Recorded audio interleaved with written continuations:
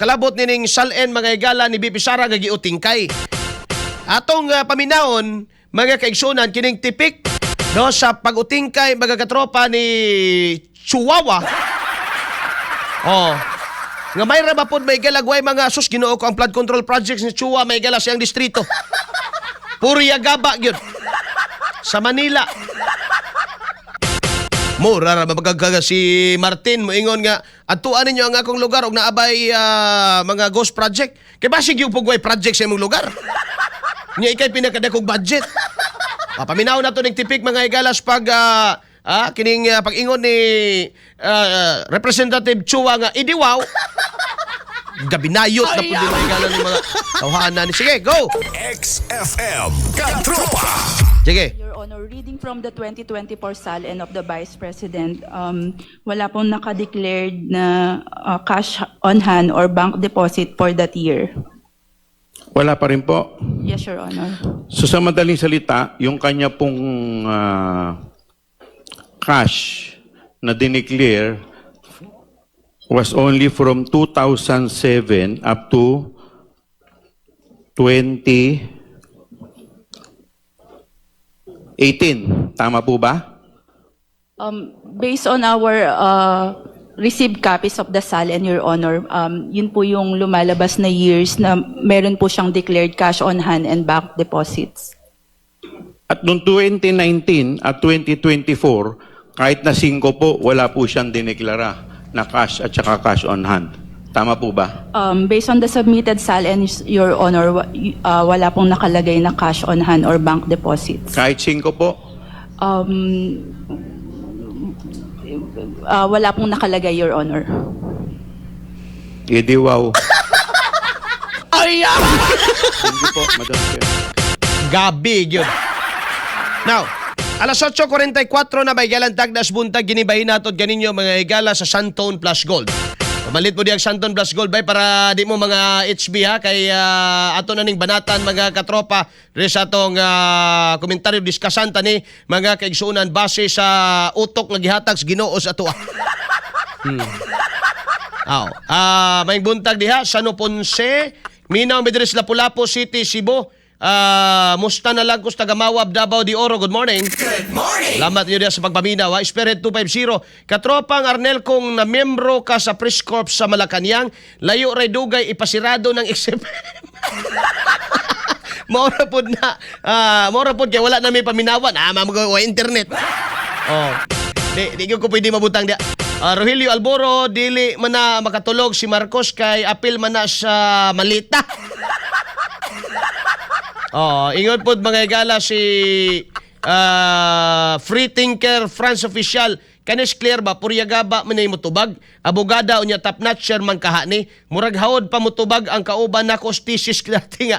Karon ambag akaon ray ambag sa among grupo. Marbil Vidal, nagod mo, katawa nga ano, kadug among thesis sa Unas College kay team man na, tulo man mi ato, unya, siyempre, lisod ang thesis sa philosophy, pag philosophy imong kurso, kato ako kay, tulo, pila to ka philosopher among gigamit, murag si Nietzsche, si Friedrich Nietzsche, o si, kalimot na kwatong isa basta demokrasy itong gisgutan na mo unya kining dynamic democracy nga hisgutanan. Unya katong akong kauban cum laude dito unya ako sakto-sakto ra pod uno-uno ra pong grado unya akong kauban intaw megala kay luoy ba ito intawd gab kay kuan sa ba kanang ilado siyang bugoy-bugoy basta ang iyag yung trabaho muluto naman sa pansit canton muluto pero kadugayan ba yan yung aminaw sa among diskusyon atong among cum laude? Kayo ba siya kasabot rin madugay may gala eh? Ay nako. Naipasabog si Den Cheese kang BBM na daw agi. Sa ba na? Sa mga pasabog ba? Anyway, alas 8:47 na may galantag na sa to ang pagpanag-uban-uban mga kaigsunan. Tanggala siguro na para mas sa may maayo kay ma-post man na no?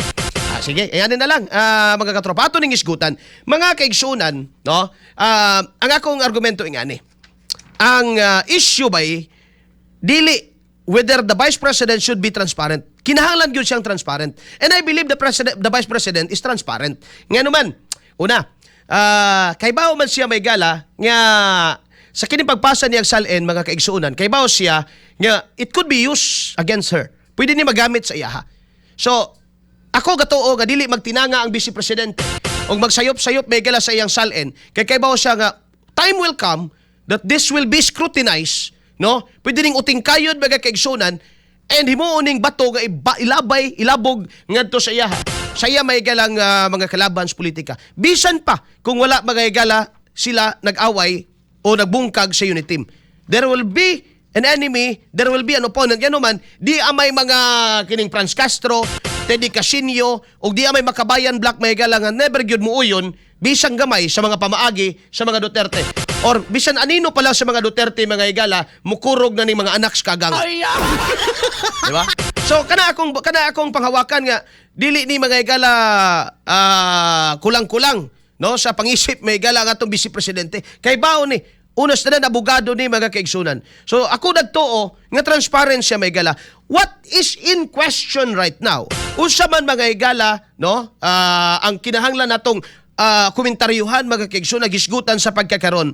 Ang tinuod nga issue, no? Kaya ba ako na mga naminaw di may gala nga anadж balaod, kaya ba ako na naminaw di may gala nga takay ba wag taka ko andi taka kuno kinsa gyud mo diha kay na daghan man may galang puryabuyag. O ako ba naghulat ra pong masayop ta? O mga kaigsunan, para confirm ko may gala sa akong komentaryo.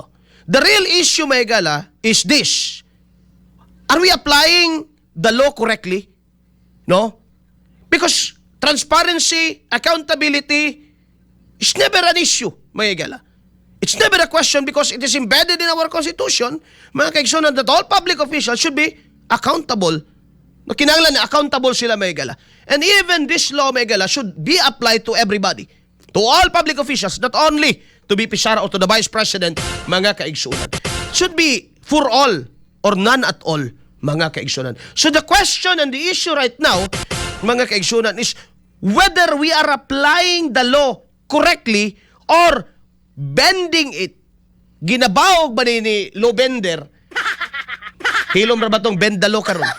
Or ato ning ginapasibo-sibo ang balaod in order to fit the narrative of these people, Madriaga, Trillanes, o kining uban pa mga igala nga naghimo karong aligasyon batok sa Vice Presidente. Mo nay real question karon mga kaigsunan. Now, diri ko sa ato mga higalang isgutanan. Unsa may gituki nga salen karon mga katropa. Ang salen karon nga ilang giutingkay, gibusisi, gibulikat mga higala. Gikan sa 2007 up to the present mga kaigsunan. Let's say 2024 or bisan pag ilahos nag 2026 mga higala. Mo na ilang gikuan. So more or less na sa mga 20 years ang span may higala. Ilang giutingkay, no? Salen nga sa Vice Presidente bisan sa wa pa siya magahigala mamayor sa Davao because na mayor siya sa Davao 2010. Bullseye! Bullseye! No? Nagsugod siya magahigala sa iyahang kini magahagalang office, no? Yan na ng mga tuiga. Pero giuting kay gyud ning tanan mga kaigsunan just to batod pa nila to check the honesty and consistency mga katropa. Now, arita sa legal ang ato mga igalang Constitution, the 1987 Constitution, doon na ta dihay accountability. Doon na ta mga igalay nagkanayon diha nga all public official must be accountable because public office is a public trust mga kaigsunan. Bullseye! Kauban si Katropang Arnel Cortez. Diasay salen law kung ang Republic Act number 6713 mga kaigsunan nga nagkanayon di modo that whoever it is, no, can be penalized for failing to declare assets nga na-acquire before entering public office. However, in impeachment mga igala, things are broader. Ang mga butang mas halapad mga kaigsunan because we are not just dealing with technical violations against the Constitution. We are dealing here mga igala, nining ginatawag mga igala nga culpable violation against the Constitution, betrayal of public trust mga kaigsunan. This is clear. Clear pa ning anti-clear You cannot be charged, mga higala, for not declaring the pre-office assets at the time they were acquired. But the assets can still be used as evidence to assess honesty and consistency, mga higala. And so far, no, kung ato nang i-dissect karon, consistent man, mga kaigsuunan. Now, apasumpay niini, mga kahigalaan, ang legal nga basihan, mao mga higala, ang 1987 Constitution nga require, mga higala, og accountability sa mga public official, mga katropa. And also the law, ug ang balaod, mga higala, gitawag SALN law, under RA or the Republic Act number 6713 nga nag-apply during government service term. No? Legally unsound, may gala, nga pakasado na to ang tao or someone for not declaring assets before they were required to file SALN. Now, kini mga higala ginaingon nga ownership and disclosure obligation. Ang owning asset before public office, dili na siya may gala unlawful. Ang obligation nagsugod, it begins only when one enters government, mga kaigsunan. Alright, padayon ta din mga katropa. The Corona case, for example, mga kaigsunan. No? Ang sa Corona case, wala man siya may gala gi-impeach because naa siya mga kabtangan. Gi-impeach siya mga higala gumikan kay wala niya na disclose and inaccurate, mga higala, while in office siya, mga katropa. Now, dirita bagay suot. Kini nga precedents, abi nimo, mo reinforce kini mga higala sa narrow standard. No? And liability comes from failure to disclosure during incumbency, not historical ownership. Mga kaigsunan. But pasabot, kung kanang SALN, mga higala ni BP Sara, sa na-advance na siya kabisi presidente. No? Kung kanang yung SALN sa 2007, ay apel pa ni mo nagpakasa niya karon sa impeachment kayang ginaatubang may gala, ay ganong nahimong kalit, retroactive ang balaod. Gumikan kay, bisag kung saan nila gingon nga, gigamit lang namo ni just to check consistency, honesty. No? Pero ang mugawas man gud dinhi mga higala is, ilang gina-crucify even before being the vice president. Di ba?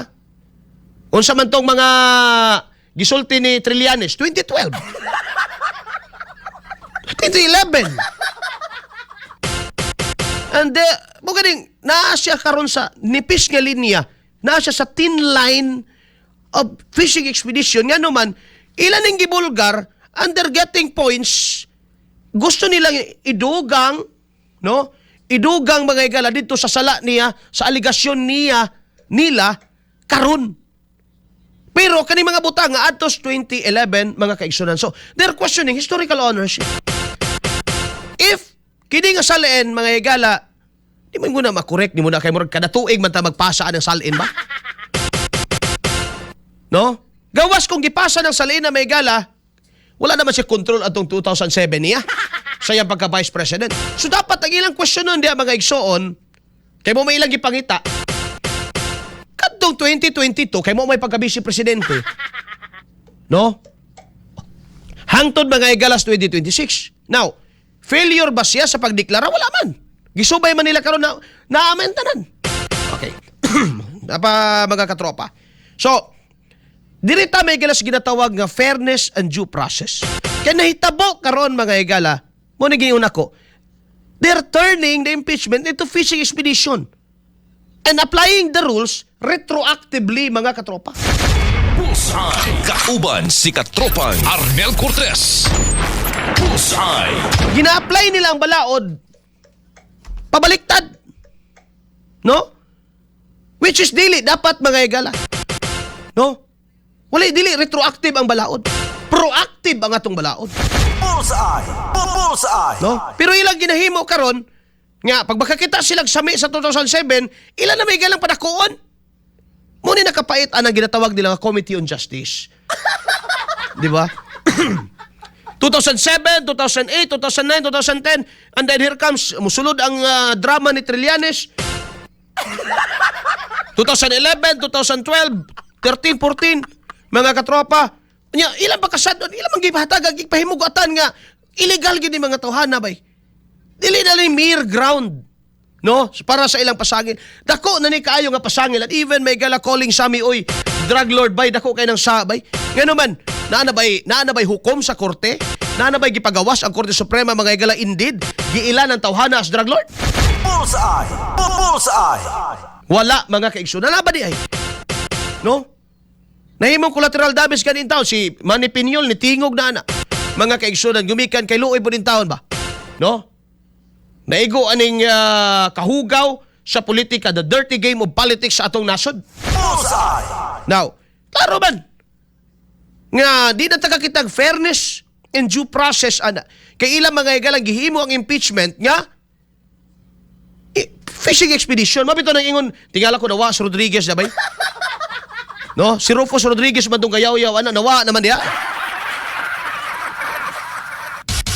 Kay si, kuan gani, si, sa ba itong gi-insulto ni Luis Tro, kagiin na niya nga, di na ba ka-members committee, di na ba committee member, si Suntay man siguro to, si Garbin.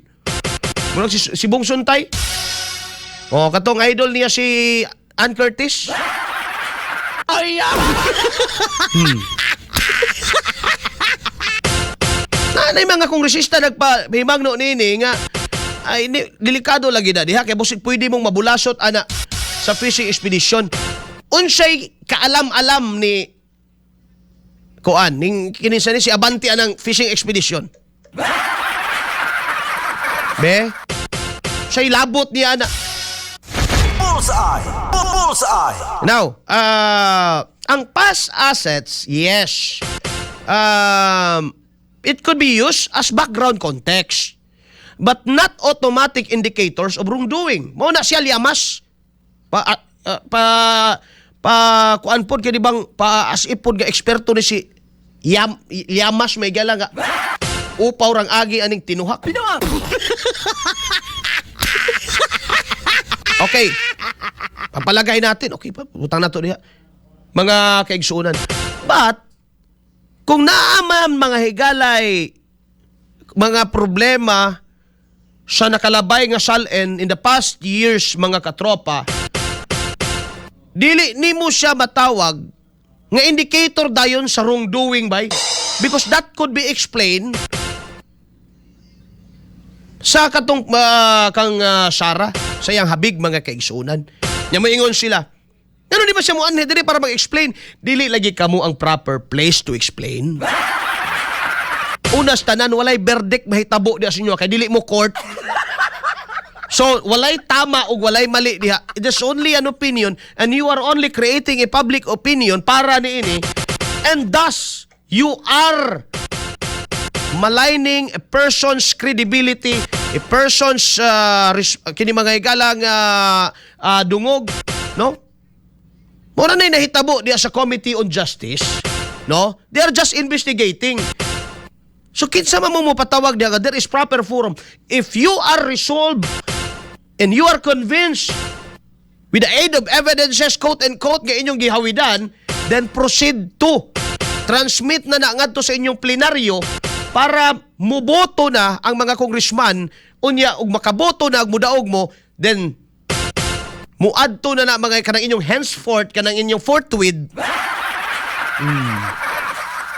Musod na diha, padung na sa Senado, dito ta sa Senado ngano man. Maayo dito ngano man mga katropa, andam naman ang defense team. Oh, nagprepara naman sila mga higala. Kaya sa Committee on Justice ang nahitabo mga kaigsuunan, they're using the investigation or the impeachment, quote-unquote, mga higala, for fishing expedition. Baliko na ako, that could be used as context background, mga higala. Pero taman ra diha siya mga kaigsuunan. No? Taman na diha mga katropa. If ever do na may misdeclaration sa SALN in 2007, then you cannot charge the Vice President, mga higala, for that. Because you are citing an impeachable offense and it was done during the time nga dili siya impeachable official. Bullseye! Kauban si Katropang Arnel Cortez. Bullseye! Kabalo man na sila, ana. Kaya lang, may gala, pagka politika manggod, bisag kahibaw ka mga igsoon halabira, mangita jug kag lusot. Ana man gud nahitabo, bay. Ana man gud nahitabo. Di ba? So kung sa to nahimo niya sa iyang Vice President, focus ta dito. Kay kung doon na may discrepancy nga makita magaygalan dito sa 2007, 2008, 2009, 2010, that could only be used for historical background but never ayong idugang dito sa imong aligasyon karon because that is already fishing expedition. Pero nahitabo karon magaygalan mo ilang ginapalutaw eh. Mo ilang ginapalutaw mo ginaalsa nila magaygalan. Bullseye. Bullseye. Nan, dugang pa ni ini magaygalan. Again ha? Kung naa may mga discrepancy dito, that is not an automatic indicator sa magaygalan wrongdoing. Even mga kaigsoon na mingon ka nga ngano maning na ay asset, na ay personal asset, na ay real asset, pero walay cash. Sa'yo na kayo na ba? Kini mga politiko, mga, kamo ba? Di ba panahon sa December o before December, manguha ba mo sa inyong kwarta sa bangko? Manguha mo sa kwarta nyo sa bangko. And inyo nang i-deposit somewhere else or someone else to someone else. Di ba? Kaya para di mo mga dakpan siya usalin. Kung akong punto mga igala, para nistanan. No, nga mga opisyal diya. Naapay audacity mga igala mo isgot ng kongreso, I mean, kanaga komitiba og salen kung mismo sila may igala. Be, ang ilang mga salen, nahilom naman po si Rimulya.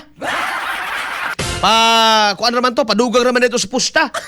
Nga tanggalon kuno si Chiloy Garafel, ang Secretary General may igala sa House of Representatives for failure gumika sa paghatag may igala sa kopya sa mga salen dito mga igala sa ombudsman.